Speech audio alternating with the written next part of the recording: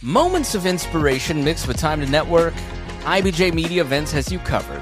From industry deep dives to awards celebrating Indiana's top leaders, see what's coming up and reserve your seat at ibj.com/RSVP.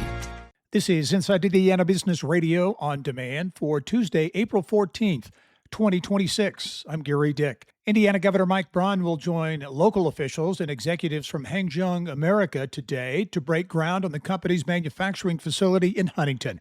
The company, a subsidiary of South Korea-based Hanjung NCS, first announced plans for the facility in February. It will be Hanjung's first U.S.-based manufacturing operation and will produce energy storage system components for customers including Samsung SDI and Stellantis.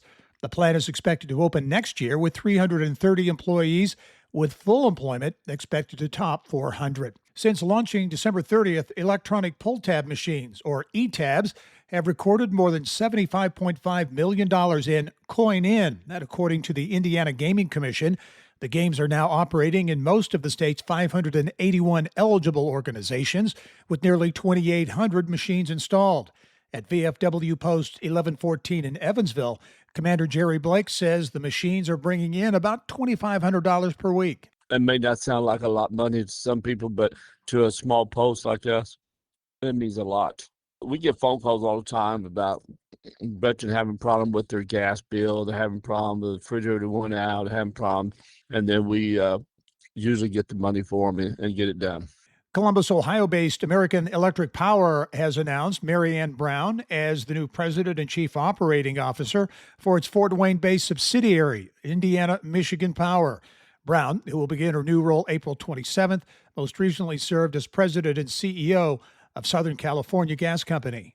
You're listening to Inside Indiana Business Radio. Indiana, start your engines. Join us from the Indianapolis Motor Speedway for our Emmy Award-winning Business at the Brickyard, presented by LiUNA. All month long, we'll bring you exclusive interviews, features, and a behind-the-scenes look at how the business of motorsports and racing drive the Indiana economy. Business at the Brickyard. It's front-row access you won't want to miss. As talks over a new collective bargaining agreement for union workers at the BP Whiting Refinery in Northwest Indiana remain at a standstill, both sides are accusing the other of failing to return to the table. More than 800 members of the United Steelworkers Local 7-1 have been out of work after being locked out by the oil giant on March 19th when the two sides failed to come to an agreement.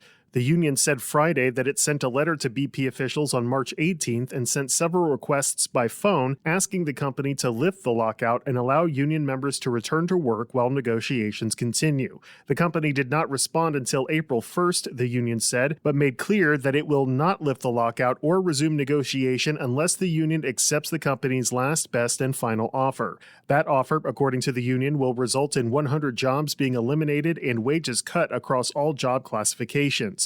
Meanwhile, BP said on its website that it had not received any communication after it last met with the union on March 17th. The company did send a letter on April 1st and said the union did not respond until April 8th, but, quote, failed to address the proposals or agreed to meet and offered no dates to resume discussion, end quote.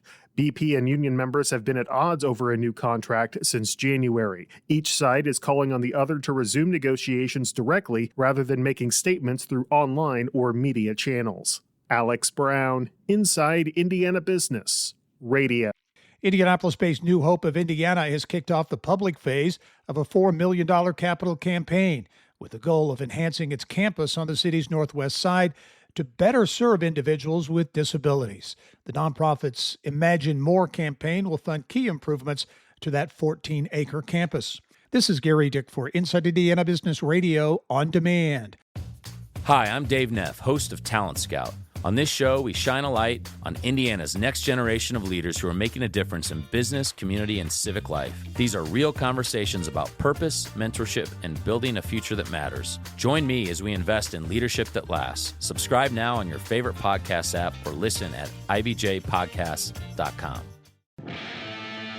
The IBJ Media Podcast Network is the soundtrack of a growing state. Indiana is on the move, and you can hear it happening on the IBJ Media Podcast Network. We bring you the voices at the center of our economy, our courts, our companies, and our communities. Subscribe now and be part of the conversation that's building Indiana's future.